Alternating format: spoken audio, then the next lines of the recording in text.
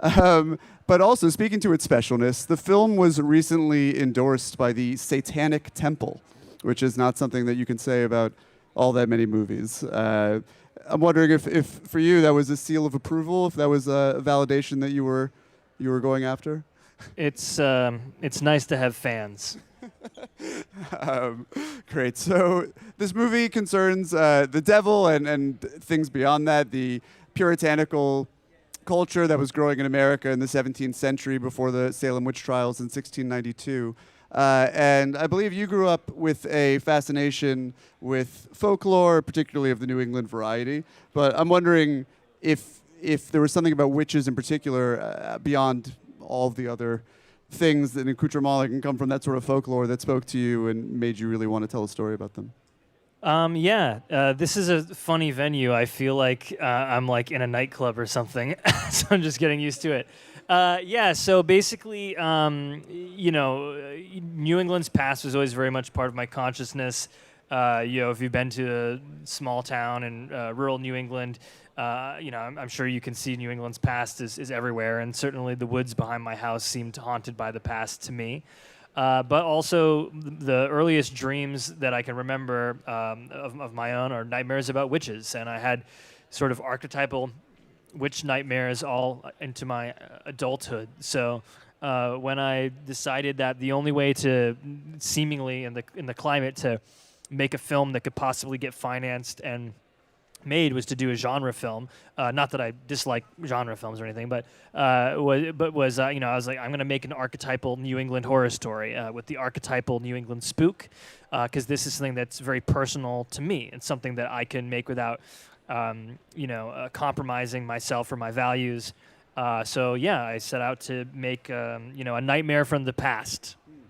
Compromise is an interesting word for this, because it seems like there's absolutely nothing compromised about the film or its making. There's such a rare sense of conviction in what's happening, and that is shared from the aesthetic details as well as the performances. I don't think that really the illusion would have been able to withstand a false note from any of the actors. And I'm wondering about the conviction that you guys bring to your respective parts, if that was something that you had to sort of earn for yourselves, because I can imagine there must have been some doubts reading the script and just being like, I don't know if this is something that we can do. It's terrifying. It's insane.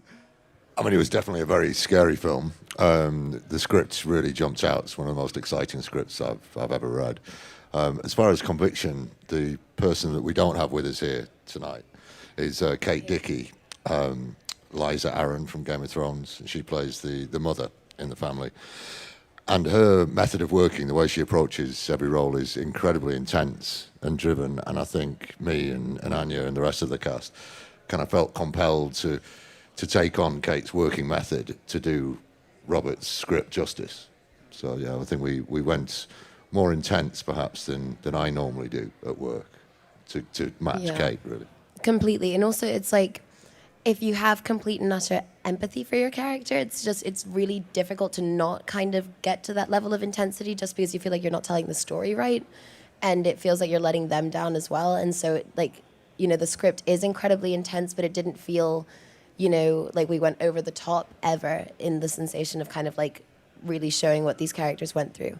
And I think the detail that, design-wise, particularly, that with costume and the designs of the set, these kind of things were so immersive. There was so much research went into the design of the show that you had to match that as well, in a sense. We had to be working on those kind of levels. We committed to like the pretend of it all, because it wasn't pretend. It was all there, and it was all like completely and utterly real. And so we could really, really commit to it, and hopefully that would bring the audience with us.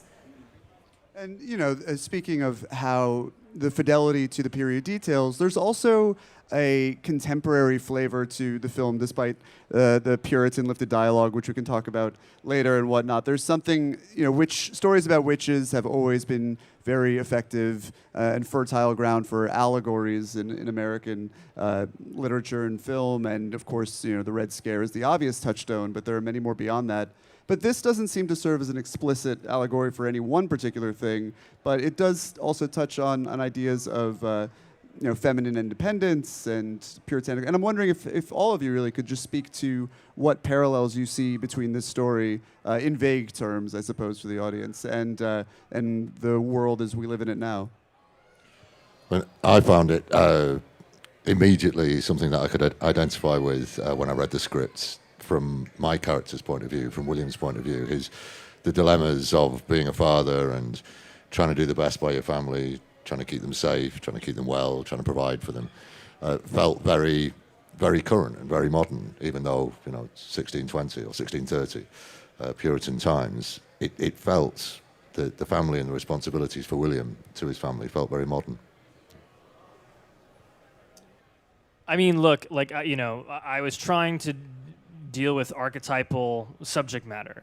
And archetypes, reconstellate themselves over and over and over again in different ways. So if it's archetypal, it's always going to work. If it's not, it's not. I didn't, there was no intentions behind this film in terms of like modern allegory or anything like that. I was just simply trying to tell this story, try to, tell a story of witchcraft as a lay family in Puritan New England might have believed it to be. But of course, when you're looking through this primary source material, and then how it manifested itself in the script and the film, feminism is definitely like leaping off the page, leaping off the screen, and you can't ignore that.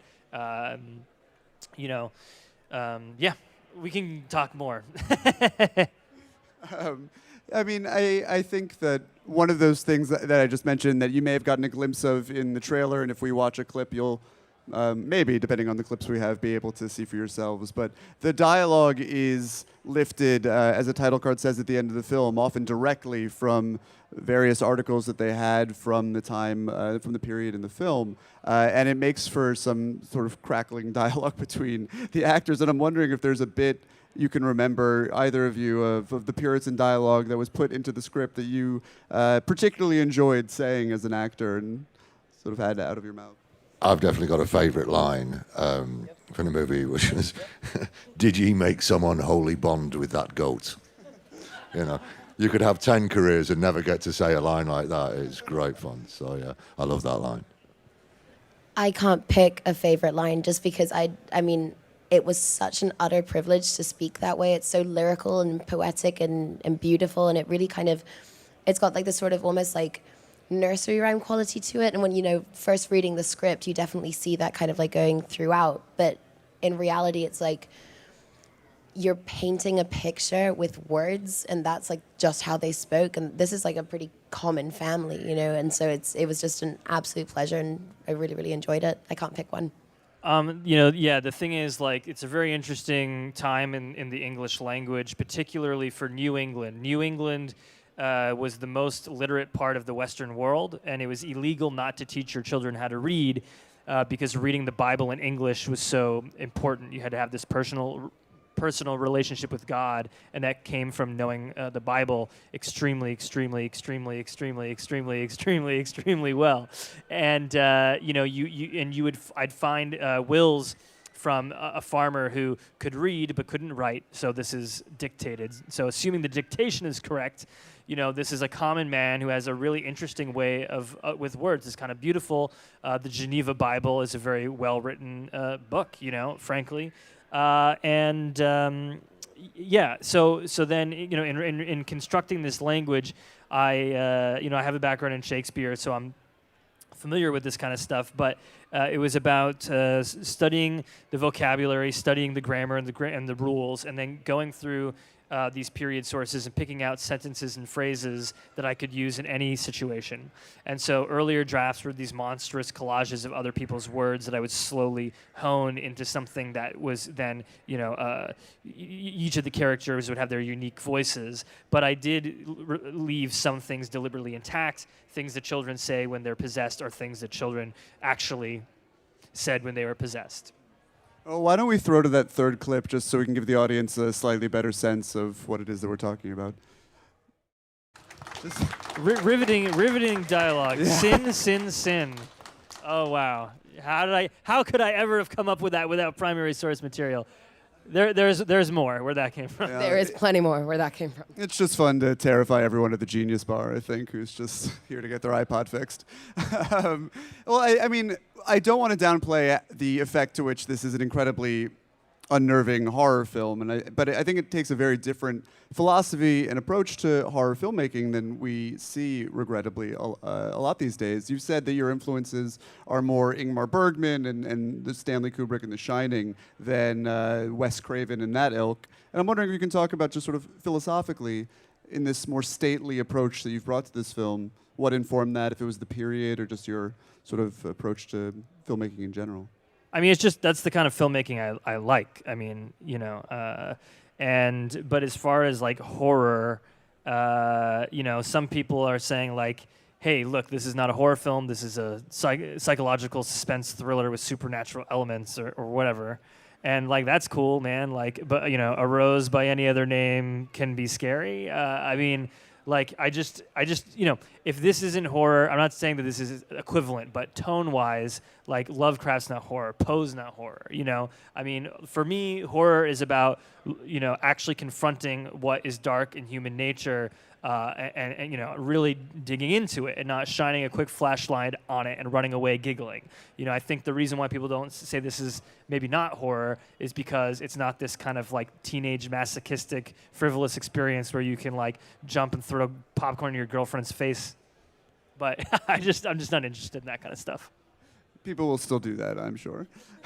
But I mean, it's interesting. I'm someone who really has a very low tolerance for jump scares, and I was reminded watching this movie how effective they can be, rather than just some sort of physiological Sometimes you need some. I mean, like I've had dreams where someone just jumps out of a corner and stabs me to death. I mean, that's an effective jump scare. But used in moderation, used sparingly, like they are here. Do you feel like they acquire a much greater power rather than just sort of raising of the volume and then it drops out and blah and repeat?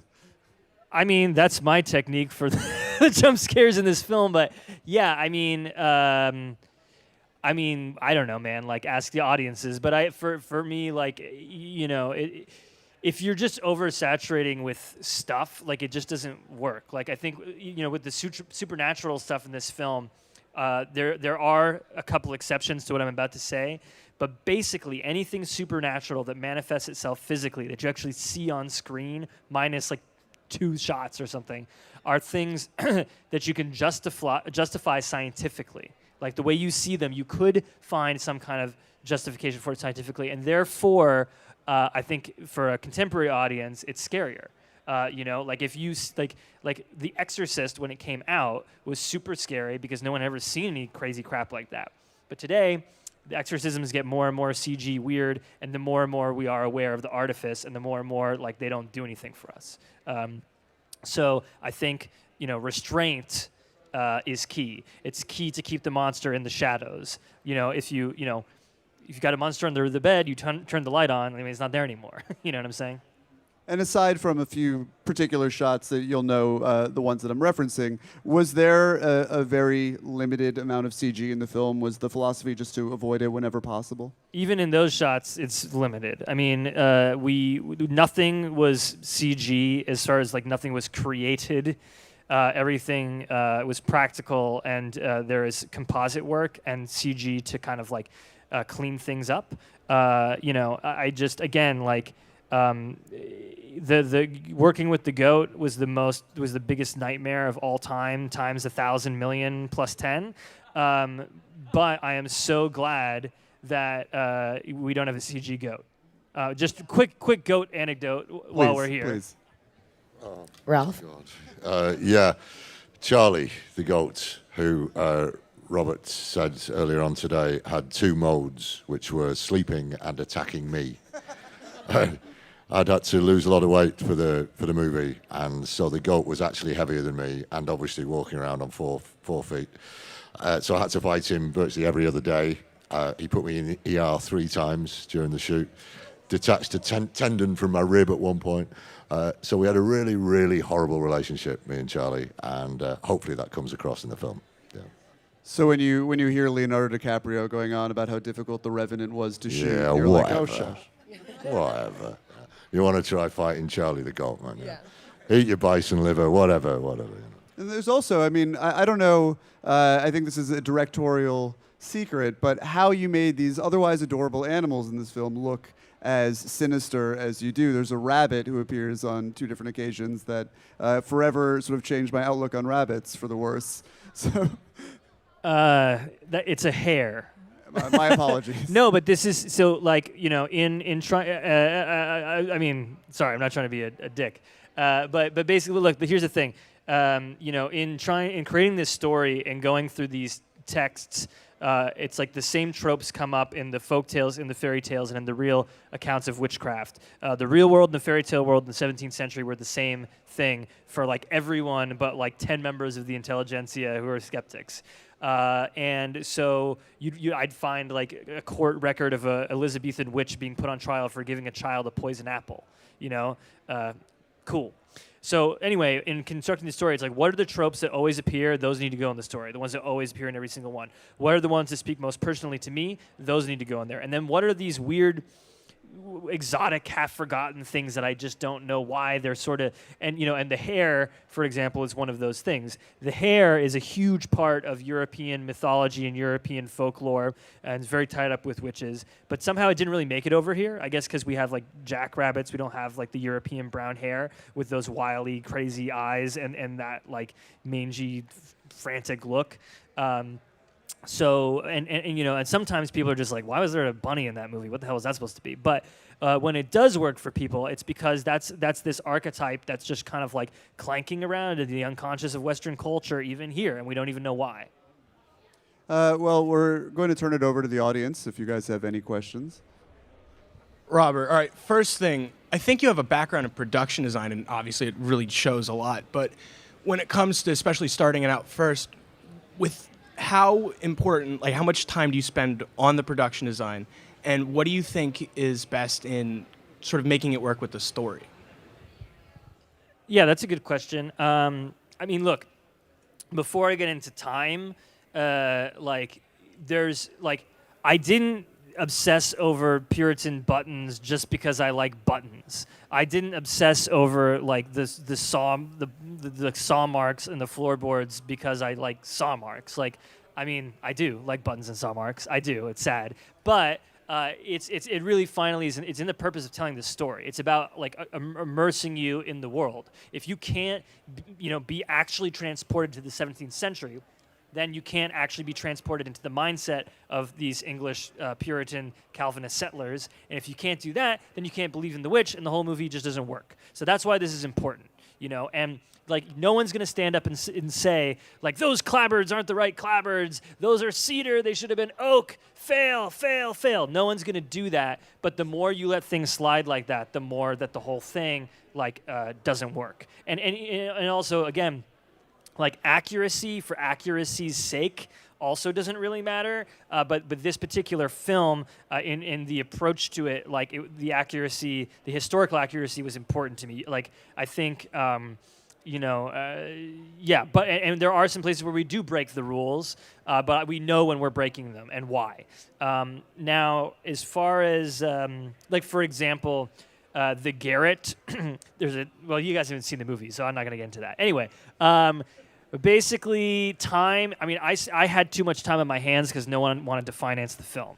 So I had 4 years to research this stuff, and I had, before I hired designers, I had elevations of my own drawings of all the buildings and all the costumes. I mean, Craig Lathrop, the production designer, Linda Muir, the costume designer, they redid it all. They did their own research, combined with mine, and made things much greater than I could have ever done on my own.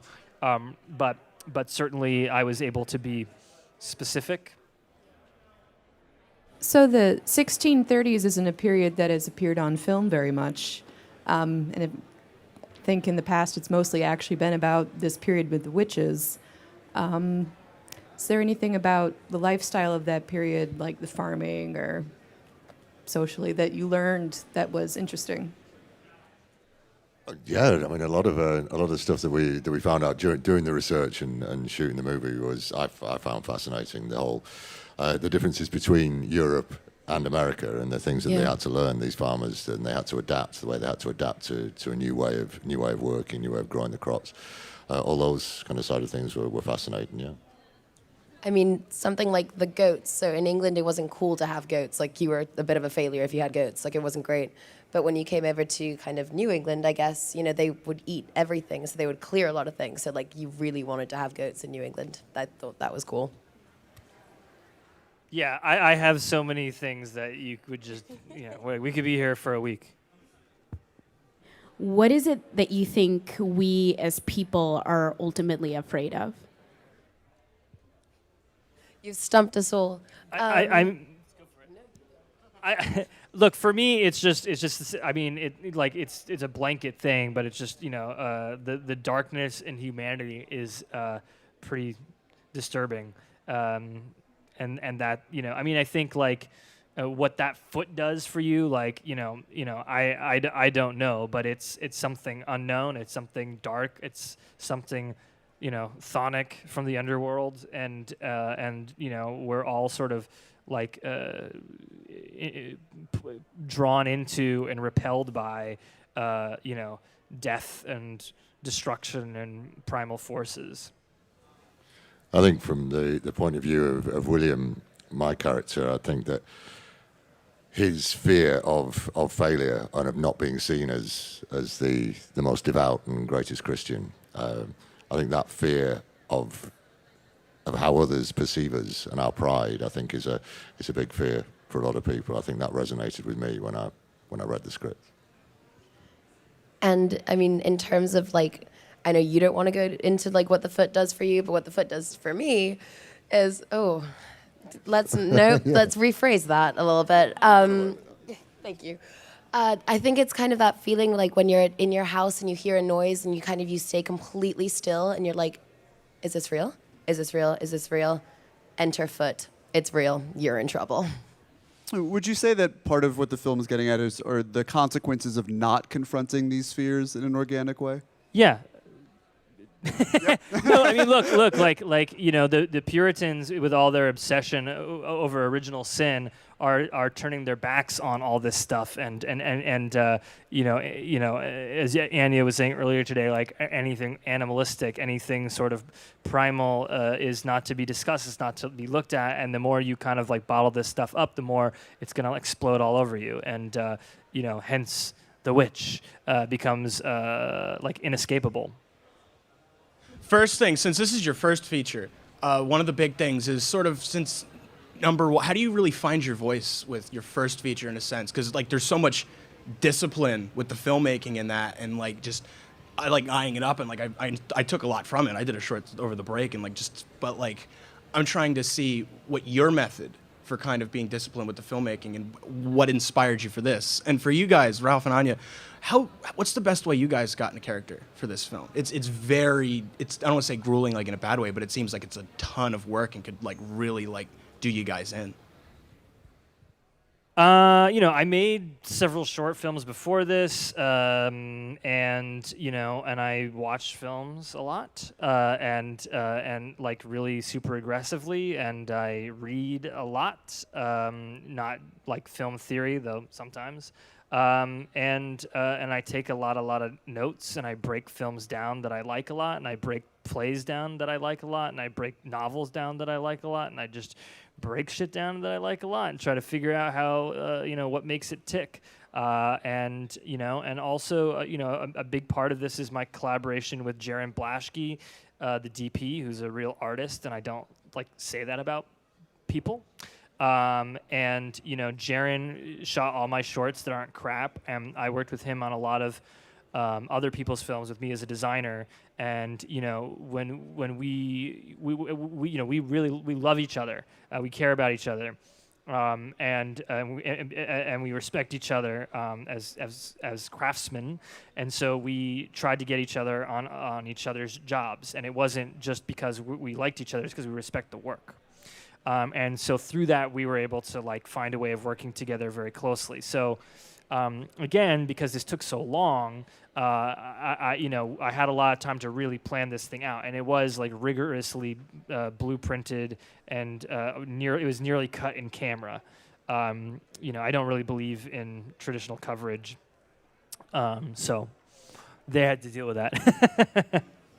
And I mean, in terms of getting into character, like Rob was so incredibly giving in the fact that everything was so historically accurate, and you've got the costumes and the farmhouse, and it was all just kind of there for us. And so we would show up to work, and just have our world kind of like already laid out. And so it was quite easy to sort of, once you've gotten dressed and once you're walking around and you're speaking in this way, it's just like it's easy to kind of tap into that world. But I will also say that like with the subject matter, thank God we're not like complete method actors, because this would be horrible. Like it would be really tough to make this film over 5 weeks if we never, tapped out of it. And in between scenes, we had a lot of laughs. But we also had the benefit of being out in the middle of nowhere, in a very remote location. So no cell phone service, no Wi-Fi of any kind. So it really did cut us off, and there were no distractions. There was no traffic, none of the normal things of modern life where you can pop around the corner to get a Starbucks when you're not in a scene or anything like that. It was you were there, you were in the middle of this forest in northern Ontario, and you were there for the whole day. And it was, for a modern person to have all those distractions taken away, it made it very easy to tap into this world. And Robert, I've read that the familial bond between your characters was very important, and therefore having a week of rehearsal was sort of instrumental to you guys finding your roles and the dynamic between yourselves. Can you talk a little bit about what you guys did over that time to find these characters? Yeah, I'll just, obviously you guys can talk way more about this, but I think, it was when I found the investors actually wanted to do this, I was really lucky because they let me cast whoever I wanted. So I was looking for people who are good actors, but also good people. I knew this shoot was going to be tough, and I couldn't have divas because it would have the whole thing would have fallen apart, like the schedule. But then additionally, people needed to be able to like support each other going into these dark places. And in order to see a family fall apart, there has to be love there first. And how can we possibly be invested in this story if we don't actually care about the characters? We don't see that they're trying their best to love each other. So there was that stuff, and then the nitty gritty is we had 25 days to shoot, which turned into 26 days to shoot this thing, which for a $3.5 million budget, 26 days is great. But for what we were trying to accomplish, it was absolutely nothing. So it was important that everyone knew their way around the farmhouse, knew how to use bill hooks and harvest corn and milk goats and all that kind of stuff, and also just the blocking. Just people need to know their blocking, and that little clip for that scene where Caleb's possessed was the one scene that wasn't meticulously blueprinted because it's basically 11 pages of screaming with the entire ensemble cast. And Jaron and I were like, man, we just have to work this out organically, like a theater piece. And Jaron was just there with a camera, constantly watching the rehearsals. And then it was a huge collaboration. That scene I'm so proud of. It's a scene that the film hinges on, and it was just a massive collaboration. Harvey's performance never could have been so incredible without Ralph, particularly, and Kate and Harvey's father, Scott. I mean, it was everybody drilling and working and figure out how can we do this? How can we come together to do this scene? How is it when you guys went back home to the family life? Did you guys have nightmares, and when you adjusting to the system, how'd you adjust to the social life and to the internet and answering phone calls and actually being there? It was the hardest decompression I've ever had in my career, going home.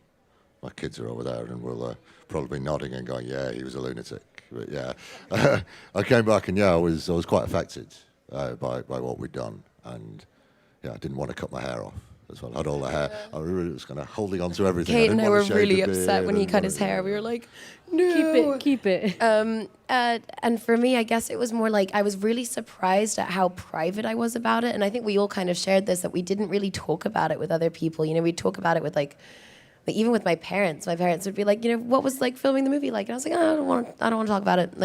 It's for me. No, it's for me. It's something, we did something incredibly special and very intimate. And it really does belong to all of us. And, you know, we keep saying it, but there's so much love there that it really felt too precious, and I didn't want to dilute You it don't for want to let myself. it go. Yeah. But then it just sort of like, now it's just kind of coming out, and we're kind of like, gung ho, let's do it.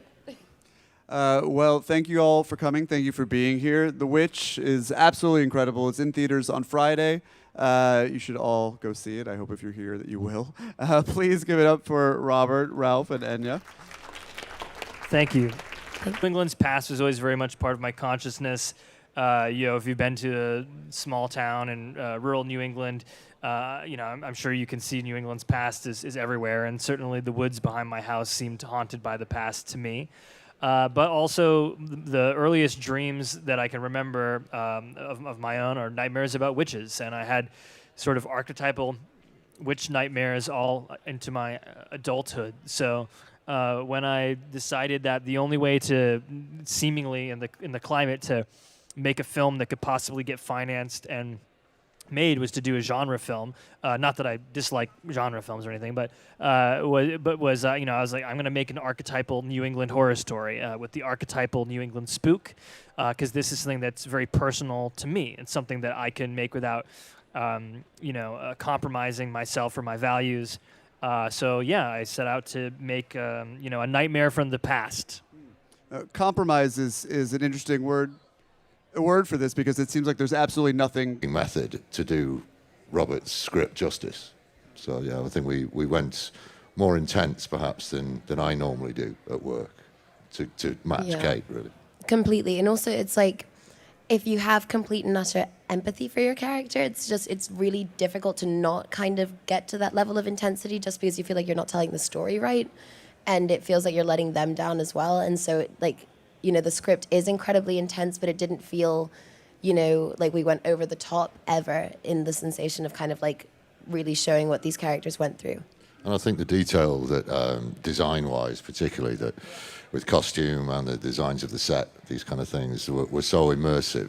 There was so much research went into the design of the show that you had to match that as well, in a sense. We had to be working on those kind of levels. We committed to like the pretend of it all because it wasn't pretend. It was all there and it was all like completely and utterly real. And so we could really, really commit to it, and hopefully that would bring the audience with us. And, speaking of, but also speaking to its specialness, the film was recently endorsed by the Satanic Temple, which is not something that you can say about all that many movies. I'm wondering if for you that was a seal of approval, if that was a validation that you were going after? It's nice to have fans. Great. So this movie concerns the devil and things beyond that, the puritanical culture that was growing in America in the 17th century before the Salem witch trials in 1692.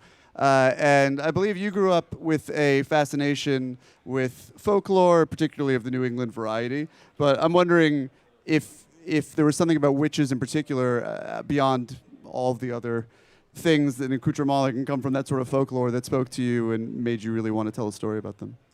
This is a funny venue. I feel like I'm like in a nightclub or something, so I'm just getting used to it. So basically, compromised about the film or its making. There's such a rare sense of conviction in what's happening, and that is shared from the aesthetic details as well as the performances. I don't think that really the illusion would have been able to withstand a false note from any of the actors. And I'm wondering about the conviction that you guys bring to your respective parts, if that was something that you had to sort of earn for yourselves, because I can imagine there must have been some doubts reading the script and just being like, I don't know if this is something that we can do. It's terrifying. It's insane. I mean, it was definitely a very scary film. The script really jumped out. It's one of the most exciting scripts I've ever read. As far as conviction, the person that we don't have with us here tonight is Kate Dickie, Liza Aaron from Game of Thrones. She plays the mother in the family. And her method of working, the way she approaches every role, is incredibly intense and driven. And I think me and Anya and the rest of the cast kind of felt compelled to take on Kate's work. How the fidelity to the period details, there's also a contemporary flavor to the film, despite the Puritan lifted dialogue, which we can talk about later and whatnot. There's something, stories about witches have always been very effective and fertile ground for allegories in American literature and film. And of course, the Red Scare is the obvious touchstone, but there are many more beyond that. But this doesn't seem to serve as an explicit allegory for any one particular thing, but it does also touch on ideas of feminine independence and puritanical. And I'm wondering if all of you really could just speak to what parallels you see between this story, in vague terms, I suppose, for the audience, and the world as we live in it now. Well, I found it immediately something that I could identify with when I read the scripts. From my character's point of view, from William's point of view, is the dilemmas of being a father and trying to do the best by your family, trying to keep them safe, trying to keep them well, trying to provide for them. Felt very